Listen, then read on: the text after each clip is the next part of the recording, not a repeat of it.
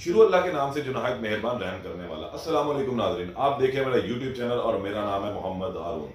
और लाहौर एक ऐसा शहर है जहां पर अक्सर लोगों ने जो है अपना इक़्तिदार जमाने की कोशिश की। कभी सियासतदान जो है इसके ऊपर इक़्तिदार की लड़ाई के लिए आपस में रस्सागिरी करते रहे, तो कभी यहाँ पर अंडरवर्ल्ड डॉन जो है उन्होंने आपस में एक जंग शुरू की और इस जंग को जो है वो किसी हद तक सियासतदानों ने पनाह भी दी। और उसके बाद वो जब ये जंग इनके भी सर के ऊपर होने लगी तो उन्होंने इसके खिलाफ कार्रवाइयां पुलिस के जरिए करवाई। इंतजामी रियासत की रिट कायम करने के लिए पुलिस का सहारा लिया गया और बहुत से ऐसे अनासिर जिनको खुद पैदा किया गया था बाद में खुद ही मरवा भी दिया गया। लाहौर में अक्सर जो टारगेट किलिंग जो 90s से शुरू हुई और भत्ताखोरी, कब्जा ग्रुप, इन तमाम चीज़ों में तीफी भट्ट या गोगी भट्ट साहब का नाम जो है वो अक्सर बोलता रहा। 90s के अंदर बिला ट्रका वाला का जब कत्ल हुआ तो उसमें भी जो है ये बात शुरू हुई कि शायद अंडरवर्ल्ड डॉन की एक गैंग वॉर शुरू हो चुकी है। उसके बाद 2003-10 में जब अमीर बलाज के वालिद टीपू ट्रका वाला का कत्ल होता है तो उसके अंदर भी तीफी भट्ट और गोगी भट्ट का ही नाम आया। और अब आज से 3 हफ्ते कबल जब अमीर बलाज का कत्ल हुआ तो इसकी FIR भी तीफी भट्ट और गोगी भट्ट ही के नाम कटी। इसके अलावा 4 नामालूम अफराद भी थे। अब असल मामला क्या है कि तीफी भट्ट और गोगी भट्ट के आपस में रिश्ता क्या है। इसके अलावा यहाँ पर कुछ ऐसे भी लोग मंजर आम पर आए जिसमें ताहिर रफीक प्रिंस थे, ताहिर नफीस प्रिंस, और फिर गवाश भट्ट, हमायूं गुज्जर, बाबा हनीफा, इसमें बहुत सारे ऐसे नाम जो शामिल हुए जो अंडरवर्ल्ड की एक गैंग वॉर को लेकर चलते रहे। लेकिन कहीं ना कहीं आके इनका भी इक़्तिदार जो है वो ख़त्म हुआ और मौत पर जो है इनकी कहानी का इख्तिताम हुआ। अगर हम अब बात करते हैं गोगी भट्ट के हवाले से कि गोगी भट्ट साहब कौन है, कहाँ से आए, लाहौर के अंदर इनका अंडरवर्ल्ड डॉन के अंदर नाम किस तरह बजने लगा, तो उस पर मैं आपको थोड़ा सा बताता चलूँ कि आज का ये जो एपिसोड मैं कर रहा हूँ ये गोगी भट्ट साहब के हवाले से, कि उनके तारुफ के हवाले से कि उन्होंने कहाँ से जो है वो बदमाशी का आगाज़ किया, कहाँ से वो अंडरवर्ल्ड डॉन का एक बेताज बादशाह बन गए और फिर शहर के अंदर जो है उनका एक असर रसूख फैल गया। नीला गुंबद पुराने टायरों की जो एक मार्केट है वहाँ से इनका जो है इक़्तिदार शुरू होता है। वहाँ से ये कहानी शुरू होती है जब इनके वालिद मियाँ अब्दुल रशीद भट्ट साहब अमृतसर से पाकिस्तान तशरीफ़ लाए। 1947 में जब पार्टीशन हुई तो उसके बाद बहुत सारे ख़ानदान भारत से पाकिस्तान मुंतकिल हुए, तो वहीं पर अब्दुल रशीद भट्ट भी जो है वो अमृतसर के इलाके मानसिंहगढ़ से जो है उनका ताल्लुक था और फिर वो लाहौर आकर शिफ्ट हुए। नीले गुंबद में उन्होंने एक पुराने टायर की शॉप जो है वो बनाई। इनके 5 बेटे थे अब्दुल रशीद भट्ट के। इनमें सबसे बड़े जो हैं वो शकील भट्ट हैं, फिर अकील भट्ट साहब, फिर पप्पू भट्ट, हनी भट्ट और राहिल भट्ट साहब है। लेकिन 1997 में जो पुलिस मुकाबला हुआ उसके अंदर पप्पू भट्ट जो है वो हलाक हो गए। लेकिन यहाँ से जो है मामला ख़त्म बिल्कुल भी ना हुए और यहाँ पे अगर हम देखते तो गोगी भट्ट साहब जो हैं उनका जो रहना सहना था वो ग्वाल मंडी के अंदर था। ग्वाल मंडी एक ऐसी जगह है जहाँ पर मियाँ नवाज शरीफ का भी ताल्लुक था। मियाँ नवाज शरीफ भी ग्वाल मंडी के रिहाइश वजीर थे और फिर वहीं से जो है सिलसिला शुरू होता है कि जब इन्होंने ग्वाल मंडी में अपनी रिहाइश इख्तियार की गोगी भट्ट साहब ने, इनके वालिद अब्दुल रशीद भट्ट ने, तो वहीं पर ही ये नौजवान जो है पढ़े लिखे, ये इलाका जो है वो बहुत ज़्यादा पढ़ा लिखा नहीं था, अंदरून शहर का ये इलाका था और वहाँ पर थड़े की सियासत या थड़े में बैठना जो है एक आम मामूल सी बात थी। वहीं से इनकी जो है वो अमली इस इकदाम का जो है वो आगाज़ होता है और फिर गोगी भट्ट साहब के अगर हम घर के आगे पीछे देखते हैं तो ये इनका जो ख़ानदान है वो सरगर्म भी रह चुके हुए हैं तहरीक पाकिस्तान के अंदर भी। इनके घर के जो है बिल्कुल बैक साइड पे इनकी फूफी का घर था और इनके जो फुप्पड़ थे वो खान अब्दुल गफ्फार खान साहब, इनके एक बेटे थे अब्दुल रऊफ साहब।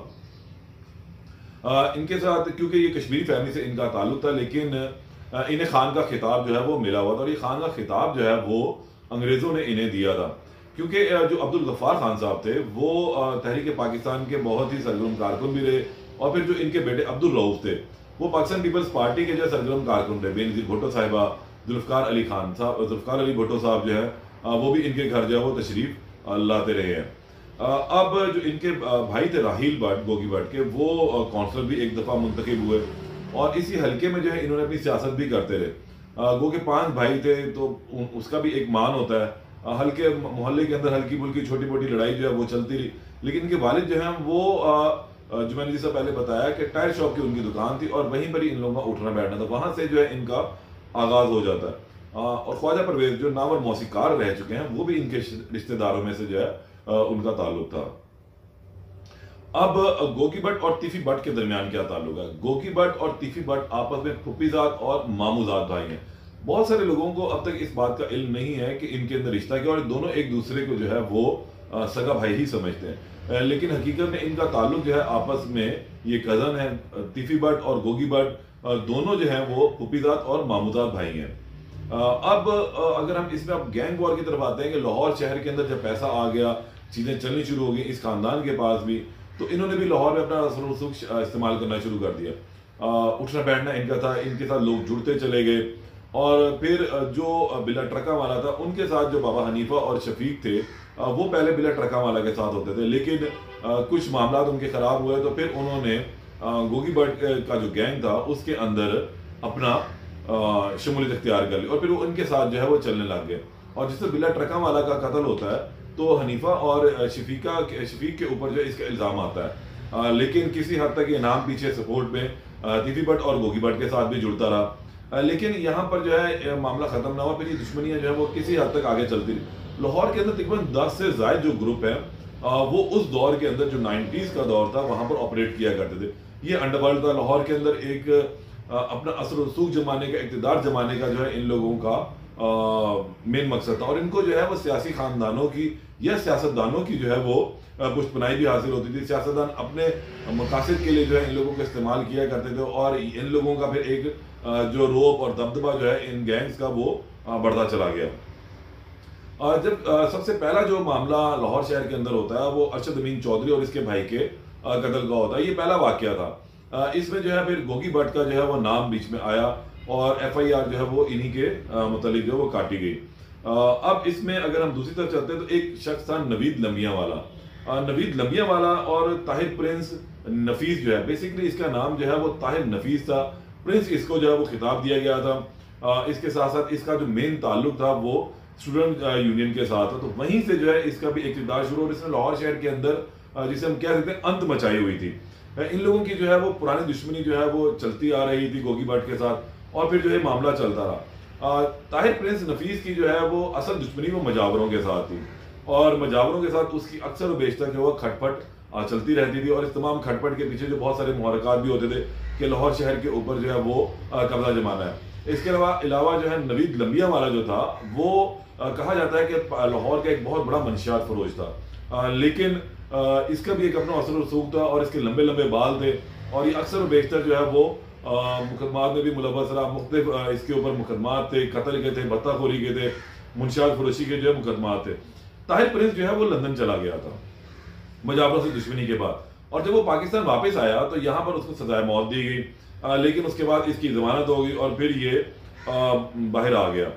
ईद मिलादुन नबी के दिन जो है वो इसके ऊपर एक हमला किया गया। इसमें बाबा शफीका, हमायूं गुज्जर, तीफी भट्ट, गोगी भट्ट, तकरीबन एक बड़ा गैंग जो है लाहौर का इकट्ठा हुआ, और ताहिर नफीस प्रिंस को जो है वो उन्होंने मारने का प्लान बनाया, क्योंकि ताहिर नफीस की जो है वो असर रसूख बढ़ता जा रहा था। इसका रोब दबदबा जो है वो हद से ज्यादा जो है वो आगे जा चुका था, और ये अब खौफ की अलामत समझा जाने लगा था। और खौफ की अलामत सिर्फ आम लोगों के लिए नहीं था, बल्कि ये जो है गोगी भट्ट और तीफी भट्ट का जो एक गैंग था उसके खिलाफ भी जो है ये एक खौफ की अलामत समझा जाने लगा था। इसलिए ये फिर डिसाइड किया गया, ये इन्होंने आपस में एक मंसूबा बनाया कि अब इसको कत्ल कर दिया जाए, इसको मार दिया जाए। लेकिन जब इसके ऊपर हमला किया जाता है तो ये वहां से बच निकलने में कामयाब होता है, लेकिन वहां पे 13 से 14 लोगों की जो है वो हलाकत होती है।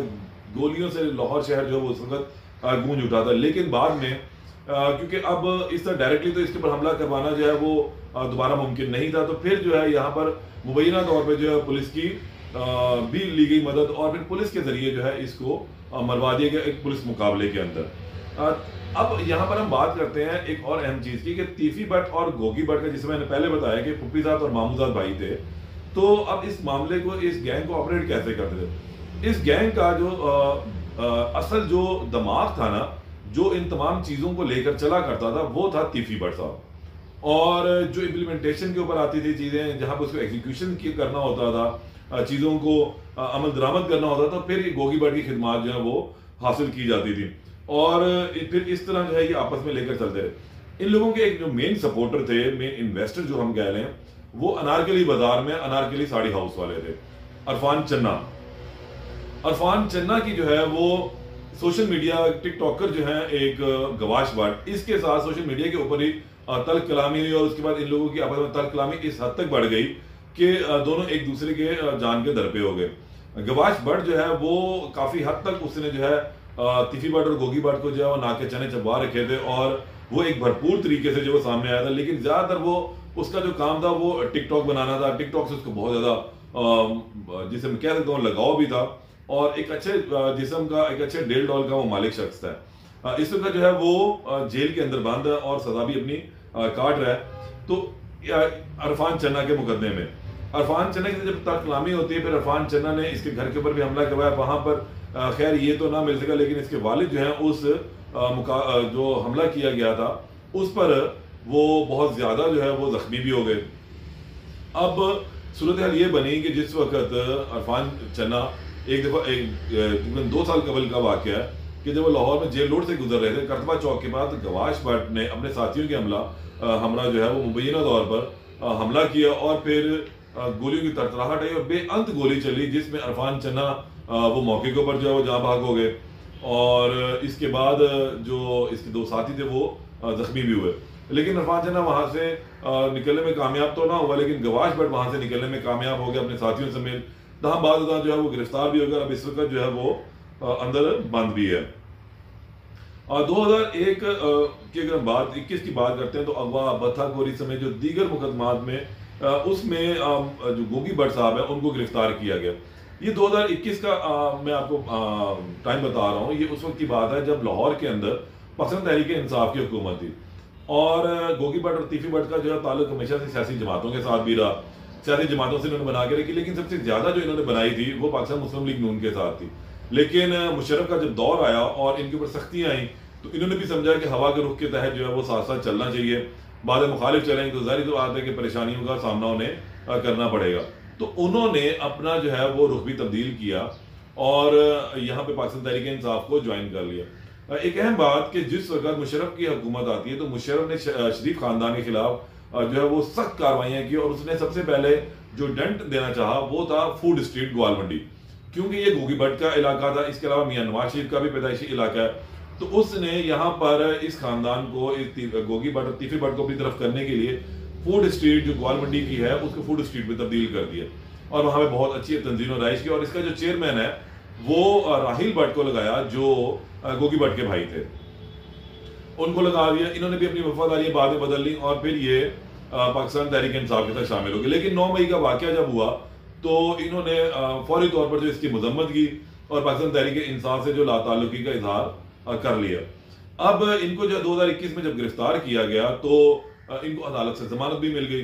जब ये रिहा होकर निकलने लगे तो CIA लाहौर ने इनको गिरफ्तार किया और इनके ऊपर मुख्तलिफ मुकदमात जो है वो डाले गए, नजायज असले के, भत्ताखोरी के, कब्जा ग्रुप के, इसके अलावा अगवा के, ये तमाम मुकदमात डाल के जो इनको गिरफ्तार किया। ये दौर था लाहौर में, CCP लाहौर थे उस वक्त गुलाम महमूद डोगर, और फिर मसाजिद में ऐलान करवाया गया कि अगर कोई शख्स है जिसको इनके खिलाफ कोई कार्रवाई करवानी है या वो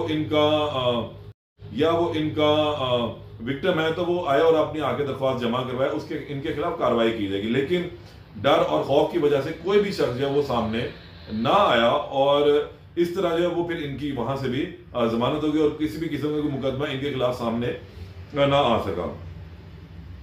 अच्छा, अब मामला ये हैं कि जो मौजूदा सूरत की तरफ अगर हम जाते हैं तो जो इनके भाई हैं राहिल भट्ट, उन्होंने एक जगह इंटरव्यू भी दिया और बताया कि गोगी भट्ट जो है अब काफी हद तक दीनदार हो चुके थे। उनका ये कहना था कि पहले भी नमाज पढ़ते थे लेकिन अब पंक्चुअलिटी के साथ तहज्जुद गुजार हैं और इसके साथ साथ ये कुरान का तर्जुमे के साथ जो है वो भी पढ़ रहे हैं, तफसीर ये पढ़ रहे हैं।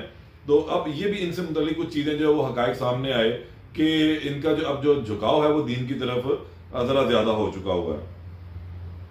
अच्छा, अब इसमें जब ये अब रिसेंट अगर हम बात करते हैं तो जब ये तहरीक इंसाफ का दौर चल रहा था तो उस दौरान जो है इनके खिलाफ जब कार्रवाइयां हुई और इन्हें खदशा हुआ कि इन्हें पुलिस मुकाबले में पार कर दिया जाएगा तो फिर इन्होंने लाहौर हाई कोर्ट से जो है वो एक दरख्वास्त दायर की और उसमें ये कहा कि एक तो इनके जो लाहौर CIA ने अपनी टॉप 10 की लिस्ट जारी की है, उस टॉप 10 में इनका नाम रखा गया और अब इन्हें ये खदशा है कि इन्हें पुलिस मुकाबले में पार कर दिया जाएगा। दूसरी बात है कि इनके खिलाफ जितने मुकदमात हैं वो या तो इनमें बरी हो चुके हैं या वो खत्म हो चुके हैं या वो जमानतों के ऊपर है। ऐसा कोई मुकदमा नहीं है जो इनके खिलाफ ट्रायल की सूरत के अंदर चल रहा हो। तो इस हवाले से इनके मुकदमा की तफसीलात जो है वो फराहम की जाए। और सेकेंडली ये कि इनके जो टॉप 10 के अंदर नाम शामिल किया गया वो वहां से निकाला जाए और पूरी सिक्योरिटी भी इनको फराहम की जाए कि पुलिस से सिक्योरिटी इस लिहाज से फराहम की जाए कि पुलिस इनको एक मुकाबले में मारना चाहती है तो उस पर जो है इन्हें तहफ़्फ़ुज़ात है तो अदालत उस लिहाज से भी इन्हें तहफ़्फ़ुज़ फराहम करे। ताहम अदालत ने इस हवाले से जो है वो अपना ऑर्डर जारी किया और टॉप 10 की लिस्ट में से इनका नाम निकल गया और काफ़ी हद तक इनके मामला जो हैं जो पुलिस मुकाबले का खदशा था वो भी ख़त्म हो गया। अब सूरत हाल यह है कि अब जब 3 हफ्ते कबल अमीर बलाज टीपू ट्रका वाले का जब कत्ल होता है तो उसमें भी इनका नाम आता है और कई लोग जो हैं वो सामने आते हैं। तीफी भट्ट साहब का जो एक मालशिया था जिसने जो शूटर था जिसने कत्ल किया ये अमीर बलाज का, तो उसकी शनाख्त हुई, उसकी बीवी ने आकर उसकी शनाख्त की और फिर सब चीज़ें निकली। फिर कई लोग जो हैं वो इस मुकदमे के अंदर अब तक गिरफ्तार हो चुके हैं। जो इनके भाई अमीर बलाज के भाई ने जो FIR नामजद करवाई वो तीफी भट्ट और गोगी भट्ट के खिलाफ करवाई थी क्योंकि इस खानदान की आपस में 30 साल से दुश्मनी चल रही थी। बिला ट्रका वाला का जो बेटे थे आरिफ अमीर टीपू ट्रका वाला, उसके कत्ल में भी तीफी भट्ट और गोगी भट्ट का नाम आया था और अब इस कत्ल में यानी कि अमीर बलाज के कत्ल में भी इनका नाम आया। तो ये सूरत हाल चल रही थी। अब सूरत हाल इस तरह है कि इसका एक जिगरी दोस्त जो है वो भी शामिल तफ्तीश किया गया, एहसन शाह, और उसने बहुत सारी चीजें बताई। उसने बताया कि उसने रेकी किस तरह की है। इसके हैंडलर्स जो लाहौर से गिरफ्तार हुए, लेकिन अभी तक गोगी भट्ट जो है वो रुपोश है और इसके साथ जो है बल्कि जो तीफी भट्ट है वो कत्ल की रात ही जो है यहाँ पाकिस्तान से शिफ्ट हो गया, वो यहाँ से ट्रेवल कर गया दुबई की तरफ इस्लामाबाद एयरपोर्ट से। वो भी चीजें सामने आ चुकी। अब पुलिस जो है काफी हद तक इस गैंग के खिलाफ जो है वो एक अपना माइंड डिस्क्लोज कर चुकी है कि अब लाहौर के अंदर किसी भी किस्म की जो है वो गैंग वॉर नहीं होने दी जाएगी। माफिया बत्ताखोरो और इस तरह के जो रसागीर हैं उनके खिलाफ भरपूर कार्रवाइयाँ होंगी। लाहौर के अंदर अब जो है हम कह सकते हैं पंजाब के अंदर जो शरीफ खानदान की दोबारा हुकूमत है और शरीफ खानदान जो है वो इस हवाले से कहा जाता है और माना जाता है कि वो शहर के अंदर जो है और बल्कि सूबे के अंदर किसी भी किस्म की जो है वो बदमाशी पसंद नहीं करते। और इससे पहले भी उन्होंने बहुत सारे किला कमा किए अपने दौरे हुकूमत में और अब भी इसी तरह ही है कि उन्होंने सख्ती से कहा है कि किसी भी शख्स के खिलाफ जो है बिला इम्तियाज कार्रवाई की जाए। और मरीम नवाज साहिबा जो है अब वजारत आला का जो है वो हलफ उठा चुकी हुई हैं, तो उन्होंने जो पहला इजलास किया वो भी अमन अमान के हवाले से था। तो उसके बाद लाहौर पुलिस जो है अब मुतहरिक हो चुकी है। कुछ तबादले भी किए गए। जो CIA के हेड थे ऑर्गेनाइज क्राइम के कैप्टन रिटायर्ड लियाकत अली, उनको तब्दील करके इमरान किश्वर को अब लगा दिया गया। जो GIT बनाई गई थी उस पर भी तब्दीलियां की गई। तो अब ये कह सकते हैं कि शायद ये जो केस है किसी हद तक हल होने के करीब हो, लेकिन अभी तक जो रुपोशी है वो गोगी भट्ट की वो इनके हाथ नहीं है। ये एक मैंने इंट्रो दिया गोगी भट्ट के हवाले से आपको कि गोगी भट्ट कहाँ से आए और कहाँ तक पहुंचे और रास्ते में इनकी किन किन लोगों से दुश्मनियां चलती रहीं और किस तरह दुश्मनी का खात्मा भी हुआ। और अब जो आखिर अब चल रहा है कि इनका इक़्तिदार का जो है वो ऑलमोस्ट बंद हो चुका है। ये अपने घरों से भागे हुए हैं, बेघर हैं, इनकी फैमिलीज जो है डिस्टर्ब है। तो अब देखना है कि पुलिस किस तरीके से इस केस का जो है वो मंतकी इंजाम करती है। इस केस में मजीद जो भी अपडेट होगी उससे आपको आगाह करूंगा। तब तक के लिए इजाजत दें। अल्लाह ने के बाद।